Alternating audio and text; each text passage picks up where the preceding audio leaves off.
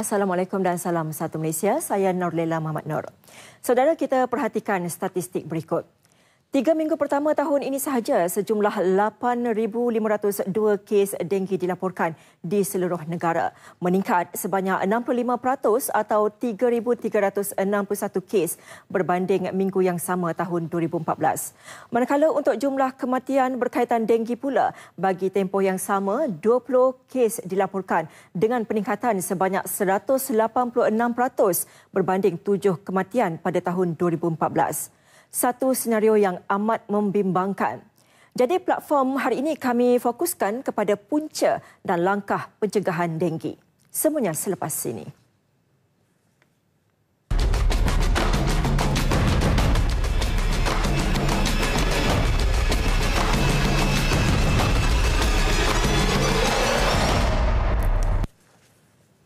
Baiklah saudara, melalui pemantauan Kementerian Kesihatan Malaysia pada bulan lalu, sejumlah 1,064 lokaliti wabak yang masih aktif dilaporkan di 14 negeri. Negeri Selangor melaporkan 728 lokaliti, diikuti 141 lokaliti di Perak, 54 di Johor, 32 di Pulau Pinang dan 21 lokaliti di Sabah. Manakala negeri-negeri lain seperti Sarawak, Melaka, wilayah Persekutuan Kuala Lumpur dan Putrajaya, Pahang, Negeri Sembilan, Kelantan, Terengganu, Perlis dan juga Kedah melaporkan kurang daripada 20 lokaliti. Daripada jumlah lokaliti wabak ini, sebanyak 219 adalah lokaliti hotspot, iaitu 165 di Selangor, 45 di Perak, masing-masing 4 di Pulau Pinang dan Sarawak dan 1 lagi di Sabah. Baik, ada beberapa faktor utama yang dikaitkan dengan peningkatan kes denggi ini. Pertama, faktor persekitaran yang tidak bersih dan menyumbang kepada tempat-tempat pembiakan Aedes, misalnya bekas plastik, tong, tayar, baldi dan bekas polistiren. Kadar pembiakan Aedes di kawasan wabak dan hotspots umpamanya masih tinggi, iaitu di antara 1.9% hingga 33.3%. Kedua, pergerakan manusia yang tidak terbatas dan lebih meluas, terutamanya bagi pesakit yang telah dijangkiti virus denggi yang memudahkan penyebaran virus denggi. Ketiga, faktor cuaca. Contohnya musim hujan di mana bekas-bekas yang boleh menakung air akan menjadi tempat pembiakan Aedes dan meningkatkan populasi nyamuk Aedes dewasa serta penyebaran virus denggi. Keempat, tabiat masyarakat yang membuang sampah merata-rata dan tidak mengurus sampah dengan baik.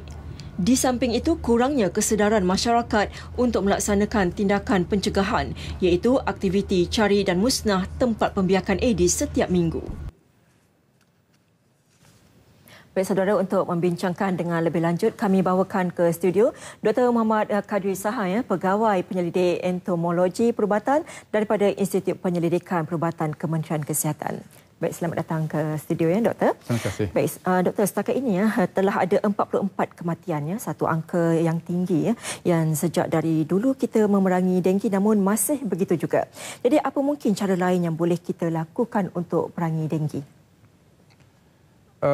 Banyak cara telah kita gunakan, hampir semua cara kita telah gunakan, tetapi masih nampaknya kurang berkesan. Saya dapat gambaran di sini adalah bila kami sendiri yang turun di padang, turun ke tempat-tempat lokaliti wabak, kami mendapati kesedaran mereka tahu. Mereka tahu lokaliti pembiakan, tempat pembiakan itu bagaimana, tetapi tindakan mereka. Mereka tidak mahu menguruskan tempat pembiakan itu dengan sewajarnya. Mereka masih lagi membiarkan tempat pembiakan itu walaupun jiran mereka menternak nyamuk. Jadi, doktor, kenapa agaknya sukar untuk kita mengawal denggi walaupun pelbagai usaha telah banyak lakukan? Participation of public. Sebab masalah kita tidak boleh masuk ke dalam rumah mereka yang tak ada dalam rumah.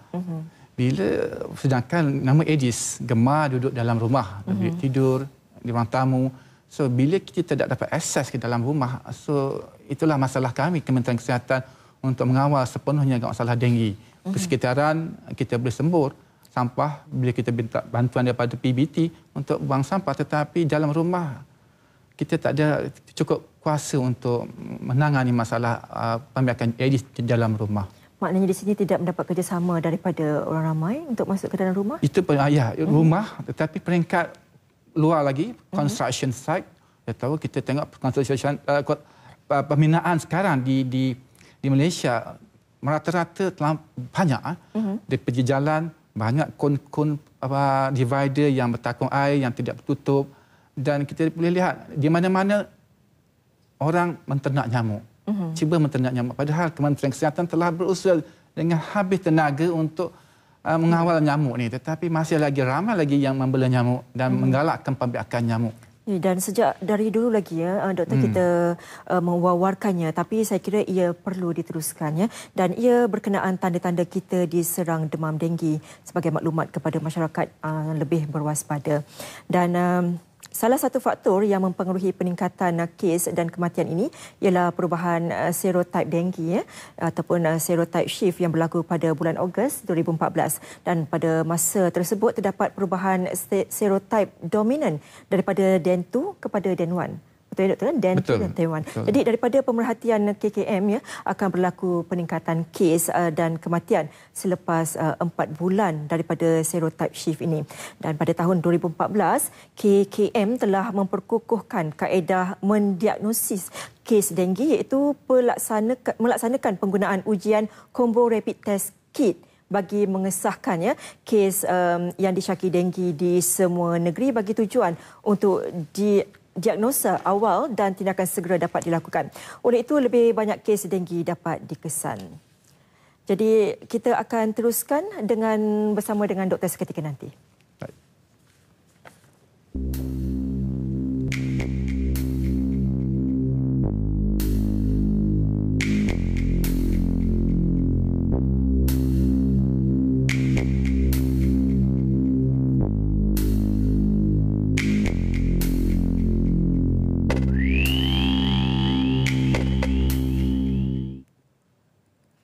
Baik saudara, sebelum kita teruskan bersama dengan tetamu undangan, kami ingin kongsikan langkah-langkah pencegahan yang boleh diambil masyarakat dan perlu dijadikan amalan kehidupan seharian demi kebaikan semua.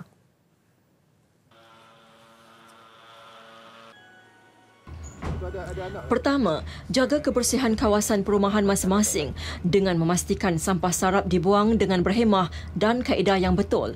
Anda juga perlu memeriksa premis kediaman dan kawasan persekitaran sekurang-kurangnya 10 minit setiap minggu serta memusnahkan tempat-tempat pembiakan nyamuk Aedes. Masyarakat digalakkan untuk memakai baju berlengan dan berseluar panjang serta berwarna cerah bagi melindungi diri dari gigitan nyamuk Aedes. Mengaktifkan program kombi dan gotong royong di kawasan kediaman masing-masing, terutama di lokaliti hotspot bagi menghapuskan tempat-tempat pembiakan Aedes seperti di kawasan tanah lapang, taman rekreasi, tempat ibadat dan sebagainya. Bagi pencegahan denggi di dalam rumah pula, anda boleh gunakan semburan aerosol di dalam rumah semasa nyamuk Aedes sedang aktif, iaitu di antara jam 5 hingga 7 pagi dan petang. Tetapi ada beberapa perkara yang perlu diambil perhatian. Pastikan tiada penghuni di dalam bilik semasa semburan aerosol dijalankan. Tutup semua tingkap dan pintu dan jangan biarkan makanan terdedah. Sembur aerosol di serata bilik selama 5 hingga 10 saat. Sembur secara terus di tempat nyamuk berehat, kebiasaannya tempat yang gelap dan terlindung seperti bawah meja, belakang almari, bawah katil dan stok. Kemudian tinggalkan bilik selepas menyembur dan biarkan tertutup sekurang-kurangnya 10 minit sebelum masuk semula. Anda juga boleh memasang jaring penghalang nyamuk di tingkap rumah bagi mengelakkan nyamuk masuk ke dalam rumah.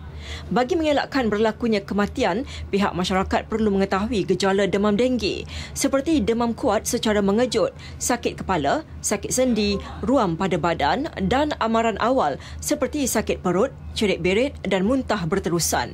Sekiranya mengidap gejala dan tanda-tanda tersebut, perlu mendapatkan rawatan segera di klinik atau hospital berhampiran. Baik, saudara, kita masih lagi bersama dengan Dr. Muhammad Kadri Saha, Pegawai Penyelidik Entomologi Perubatan daripada Institut Penyelidikan Perubatan Kementerian Kesihatan. Baik, Doktor, selain langkah-langkah yang disyorkan oleh KKM, apa yang sepatutnya orang ramai lakukan? Adakah kaedah semburan aerosol seperti yang kita lihat di kaca TV tadi berkesan? Semburan yang dilihat tadi itu adalah semburan fogging yang biasa adalah satu cara biasa oleh kementerian untuk mengawal nyamuk, untuk memutuskan denggi di kawasan tersebut daripada tersebar kepada bakal-bakal pesakit yang lain. So, aerosol yang dimasukkan sebenarnya adalah aerosol semburan yang dijual di pasaran, aerosol can. So, bila kita guna can tu, make sure kita guna can untuk yang nyamuk, bukan yang untuk lipas. Ada dua macam, satu sembur di bawah untuk lipas, sembur di atas untuk nyamuk. So, guna yang sembur di atas tu. So, biasanya orang sembur, tingkap dibuka, pintu dibuka. So, nyamuk akan keluar. So, pastikan pintu ditutup. Semburan, kalau diikut recommendation, sembur 5 saat. Kalau besar ruang ni, lambalah sikit. So, semburan ikut, cuba baca dia punya peraturan tu. Sembur 5 saat, lepas tu tutup pintu. Biarkan 1 jam. Lepas tu barulah nyamuk betul-betul mati dalam bilik tu. Itu dalam bilik, belum dalam rumah lagi. So, banyak tempat yang kita kena pantau menggunakan racun serangga dan breeding. Kita selalu terlepas pandang tempat pembiakan yang banyak kita tengok di rumah-rumah penduduk-penduduk yang terkena denggi ni. So, bila kita siasat, memang ada pembiakan nyamuk dalam rumah, dalam bilik, luar rumah, di mana-mana. Maknanya aerosol yang digunakan tu yang biasa kita beli di pasaran. Apa-apa jenama pun boleh. Okey, baik, Doktor. Selain masih ramai juga yang kurang pasti bila waktu nyamuk Aedes ini aktif. Antara waktu bila tu, Doktor? Okey, nyamuk Aedes biasanya menggigit the whole day. Maksudnya sepanjang siang hari. Peak hour dia waktu subuh sampailah ke waktu senja.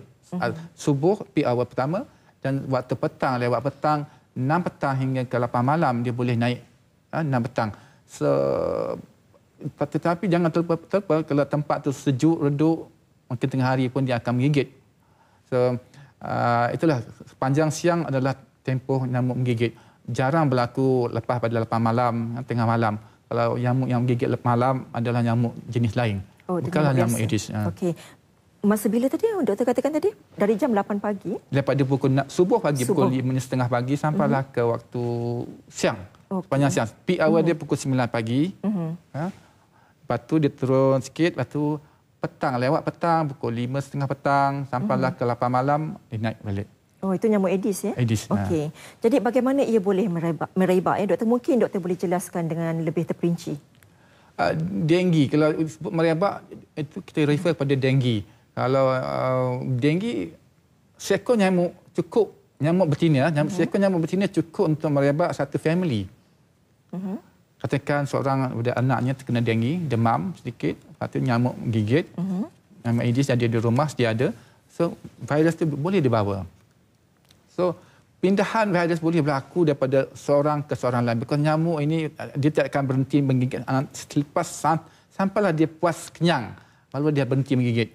Selepas dia kenyang, barulah dia akan cari tempat untuk berehat, tempat sejuk, seperti di tempat kasut, kita, dia rak-rak, tempat bilik air.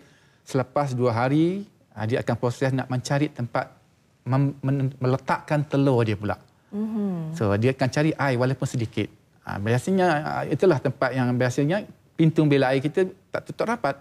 Biasanya keluar bilik air, kita tak tutup rapat. Maksudnya itulah amalan yang selalu terlepas pandang. Kita tak tutup rapat bilik air kita. Tingkap biasanya terbuka nak bagi aeration.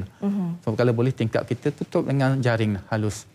Pintu, biasakan amal menutup pintu selepas masuk dan selepas keluar bilik air. So, setakat itu, aerosol, balik pada aerosol tadi. Okay. Ingat, aerosol boleh digunakan dengan bagus, cepat dan tepat jika kita tahu menggunakan masanya. Sebelum tidur, kita spray bilik tidur kita dan kita tutup pintu, barulah suruh anak balik. Aerosol juga, bila kita balik cuti panjang, katakan seminggu atau lebih, sebelum masuk rumah, kita belum tahu kita punya nyamuk rumah itu selamat daripada Aedes. So, ibu bapa ataupun yang dewasa masuk ke rumah dulu, spray dulu nyamuk, aerosol tu, dan pastikan biarkan lebih kurang 30 minit dan barulah anak-anak masuk. Sebab memastikan nyamuk tiada dalam rumah. Sebab selepas cuti panjang banyak berlaku kes-kes nyamuk gigit selepas itu. Sebab nyamuk cuba membiak. Bila tuan rumah tiada, nyamuk akan membiak di setiap tempat yang boleh membiak air. Menakut air, dia akan membiak di situ. So, ini berlaku daripada orang di bawah, pekerja buruh kasar, hinggalah ke doktor punya jawatan pun, mereka akan terlepas pandang. Sebab nyamuk tidak mengenal siapa orang tu. Ya, janji dia boleh menggigit darah dan menggigit lagi. Jadi doktor, boleh doktor jelaskan ya tempat-tempat yang biasanya kita terlepas pandang ya, yang menjadi tempat pembiakan denggi ni. Ya, betul. Banyak tempat yang terlepas pandang penduduk, hatta orang kementerian pun kita kalau ingatkan cari. Sebab contohnya dalam bilik air, apa yang terlepas pandang? Contohnya tempat kita menyimpan buruh gigi. Kita nampak macam air itu kotor ataupun sedikit, tetapi boleh. Nyamuk bila dah terdesak, dia cari air walaupun agak keruh sikit, dia akan duduk situ dan bertelur. Cukup 7 hari, dewasa akan terbang keluar. Sebanyak mana kuantiti air itu yang dia boleh membiak? Paling minimum? Minimum 1 sudu teh tahan. Sebab dalam bilik air akan kurang meruap keluar, akan lama situ. So cukup untuk dia menetas, membesar dan menjadi dewasa. So selama dia tu adalah tangki flush kita yang biasanya kita terlepas pandang. Kadang-kadang rumah kita ada lebih daripada 3 bilik air. Bilik air di atas jarang guna. So jarang flush. Bila jarang flush, nyamuk senang masuk dalam tu dan membiak. Tetapi moden, alhamdulillah, flush sekarang telah dibina overflow yang ada jaring. So jika ada penduduk yang masih lagi menggunakan tangki air yang tidak ada jaring pada overflow flush dia tu, maka pasangkanlah seperti sponge, netting, tisu, sumpatkan lubang-lubang tu supaya nyamuk tak ada peluang untuk masuk dalam lubang tu. Ya. Satu lagi tempat yang terlepas pandang adalah denture gigi. Gigi palsu orang-orang tua letak dia tu, dia tak tutup. Itu dia terbuka. So dia terlepas pandang. Kadang-kadang dia ada banyak set, 3-4 set. So terbuka biar situ. So di situ pun jadi tempat pembiakan. Satu lagi, slipper kita yang sandal tu, kadang-kadang dia menakung air. Cukup sandal itu, kadang-kadang kita guna untuk ambil semayang, kan? Kita guna untuk macam-macam. So kita tinggal dalam air bertakung, kita balik berkampung 7 hari. Cukup nyamuk membiak 7 hari, dia dewasa menunggu kita balik. So banyaklah kita terlepas pandang yang kita selalu war-warkan, tunjukkan dalam video, tetapi masih lagi belum cukup berkesan untuk meninggalkan kesan pada individu. Sehinggalah mereka atau anak-anak mereka terkena denggi, barulah mereka sedar. Ya, satu soalan lagi daripada saya. Soalan ini mungkin agak kelakar sebab sebelum ni ada keluar ya dalam surat khabar yang di dalam air mineral dijumpai ada jentik-jentik di dalam. Jika terminum, apa akan terjadi? Tak ada masalah. Tak ada masalah. Tak ada masalah dari segi virus takkan hidup dalam sistem penghadaman kita. Okey. So yang itu cuma melalui gigitan dan darah itu saja. Ya, betul. Baik. Baik doktor, kita akan kembali lagi selepas ini. Dan saudara, seterusnya kita akan kembali bersama saya selepas ini.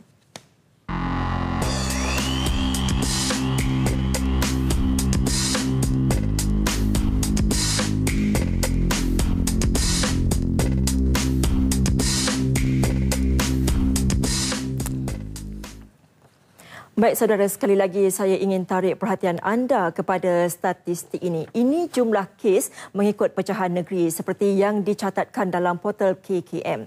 Paling tinggi untuk 3 minggu berturut-turut ialah di Selangor. Jumlah terkumpulnya 2,613 kes dengan 1 kematian. Perbezaan yang sangat jauh dan ketara jika kita bandingkan dengan negeri-negeri lain.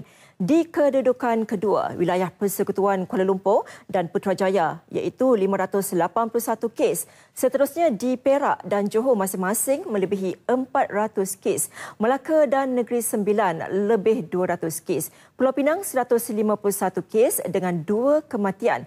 Sebaliknya di Pahang, Sabah dan juga Sarawak, negeri berkeluasan besar, jumlah kes agak rendah berbanding yang lain. Dan ini pula statistik terbaru yang dikeluarkan iaitu jumlah kes sehingga 31 Januari.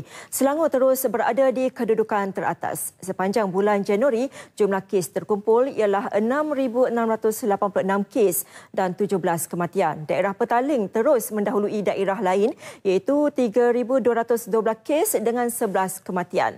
Sumber Jabatan Kesihatan Negeri JKN Selangor menyatakan Hulu Langat muncul daerah kedua dengan 1,162 kes, diikuti Klang 983, Gombak 658, Kuala Langat 194, Hulu Selangor 165, Sepang 154, Kuala Selangor 132 dan Sabak Bernam 26.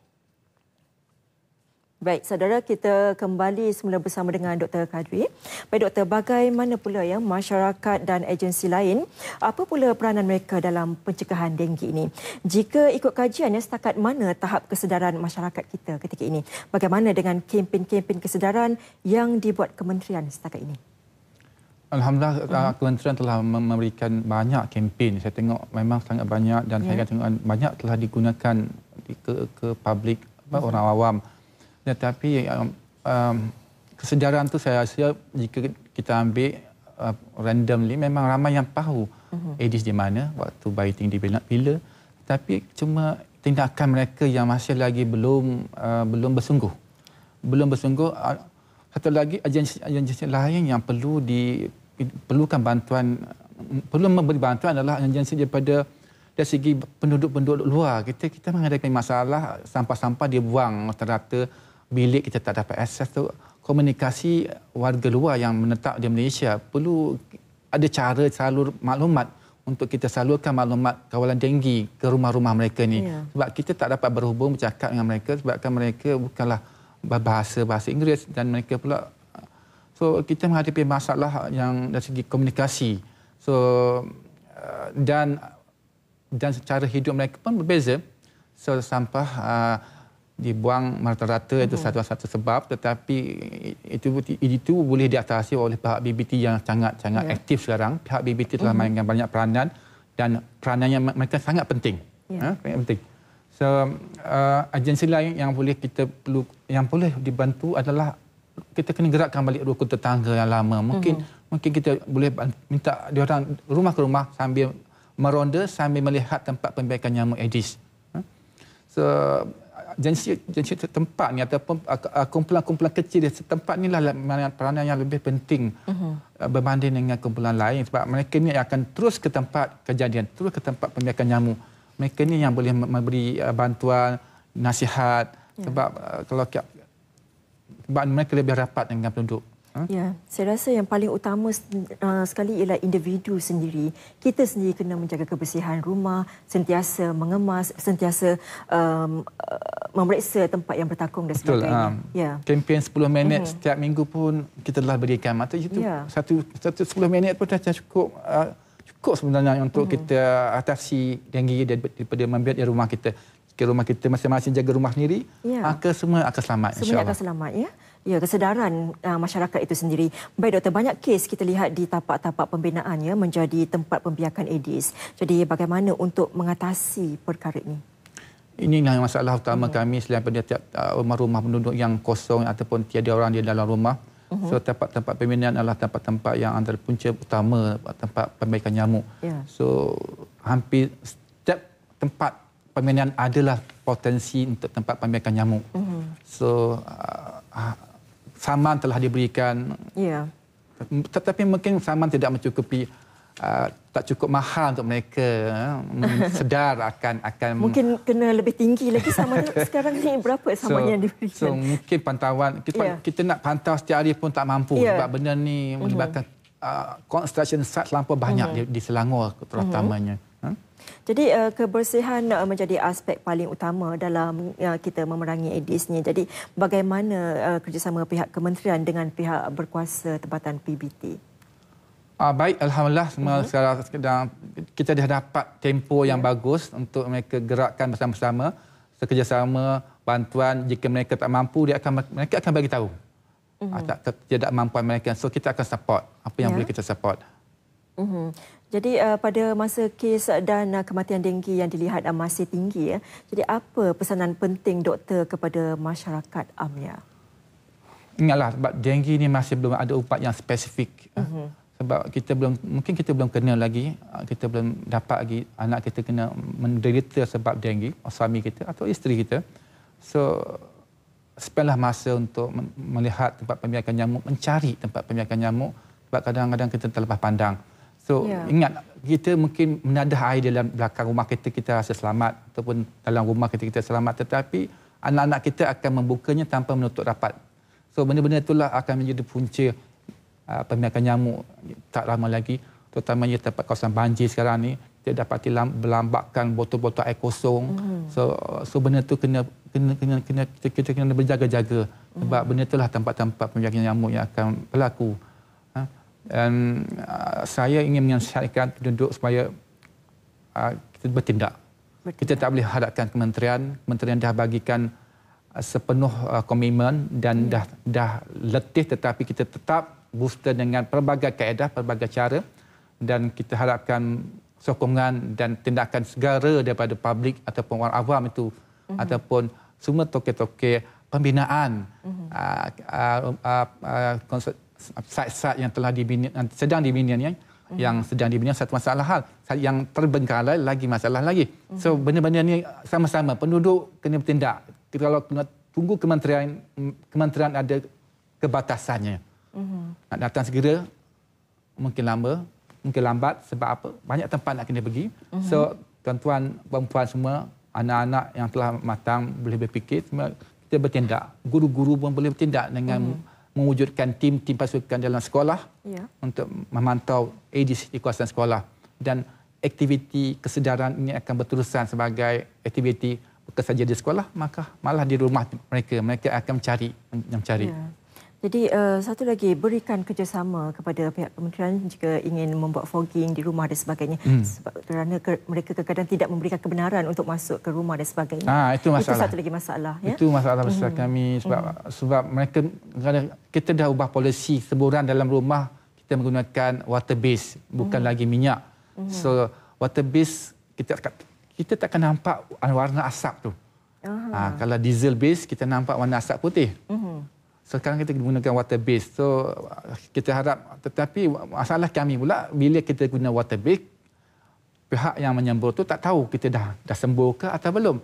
Itu masalah kami pula. So kita pemantauan penyemburan ini menjadi benda yang penting. Tapi yang pentingnya penduduk mesti buka pintu. Sebab kami tak akan mengenakan sebarang cas walaupun satu sen. Jika ada yang mengecam, maksudnya itu adalah satu penipuan. Satu kesalahan. So kementerian sebenarnya memberikan semuanya tanpa bayaran. So bukalah pintu rumah, itulah satu peluang yang sangat baik untuk anda untuk menyelamatkan rumah anda dan keluarga anda daripada terkena denggi. Satu lagi, tiada pembayaran dikenakannya. Tiada langsung pembayaran. Ya, jadi orang ramai jangan terberdaya sekiranya ada yang minta bayaran dan sebagainya. Betul, jangan terberdaya. Ya. Baik, terima kasih doktor kerana sudi berkongsi pendapat bersama kami. Dan saudara, terima kasih Dr. Muhammad Khairil Saha, Pegawai Penyelidik Entomologi Perubatan daripada Institut Penyelidikan Perubatan Kementerian Kesihatan. Diharapkan penjelasan dan penerangan yang kita kongsikan hari ini memberi input berharga kepada semua. Akhir kata, mencegah lebih baik daripada merawat. Saya Nurlela Muhammad Nur. Assalamualaikum dan salam satu Malaysia.